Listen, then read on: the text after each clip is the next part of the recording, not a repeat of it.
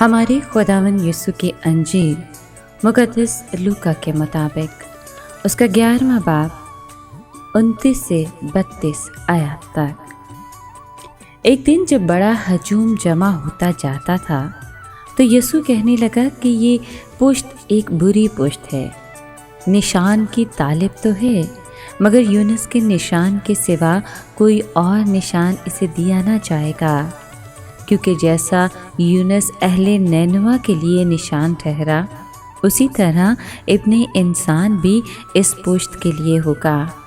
अदालत के दिन जनूब की मलिका इस पुश्त के आदमियों के साथ उठ खड़ी होगी और उनको मुजरिम ठहराएगी, क्योंकि वो ज़मीन के किनारे से सुलेमान की हिकमत सुनने आई थी। और देखो, यहाँ वो है जो सुलेमान से बढ़कर है। नैनवा के आदमी अदालत के दिन इस पुश्त के साथ उठ खड़े होंगे और उसे मुजरिम ठहराएंगे, क्योंकि उन्होंने यूनुस की मुनादी पर तौबा की। और देखो, यहाँ वो है जो यूनुस से बढ़कर है। पाक कलाम के पढ़े और सुने जाने पर खुदावंद की बरकत हो, खुदा का शुक्र हो। अजीज दोस्तों, मसीह के ज़माने में फरीसी और सदूकी दो अहम मजहबी गिरोह थे।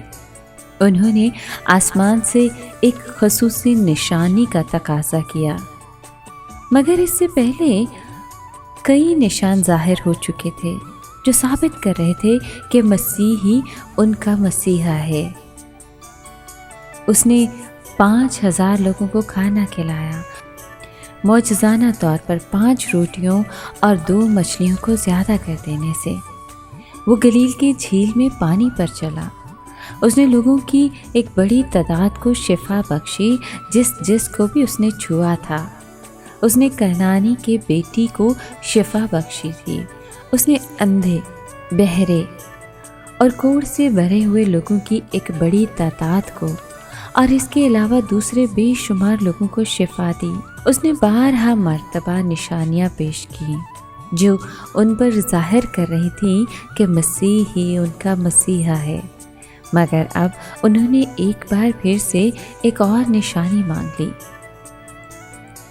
उन्होंने कहा कि वो आसमान से एक निशानी चाहते हैं, इसलिए नहीं कि वो यीशु में यकीन करना चाहते थे, बल्कि इसलिए क्योंकि वो ये साबित करना चाहते थे कि मसीह बाल ज़बूल की मदद से बदरूहों को निकाल रहा है, और ये कि वो खुदा का बेटा नहीं है।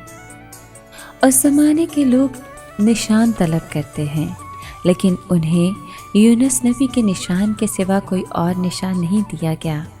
यूनुस नबी का निशान मसीह का मुर्दों में से जी उठना था, क्योंकि जिस तरह यूनुस नबी 3 दिन और 3 रात मछली के पेट में रहा, उसी तरह इब्ने आदम 3 दिन और 3 रात ज़मीन के अंदर रहेगा।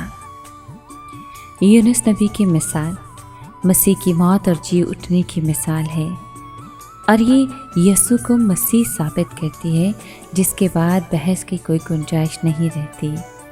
सबा की मलिका एक और निशान है। यहाँ उसका मुकाबला फरीसियों से किया गया।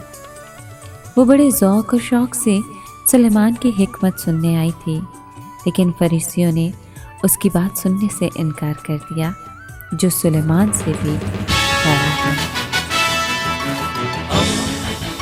दोस्ती का पैगंबर, रेडियो वेरितास एशिया।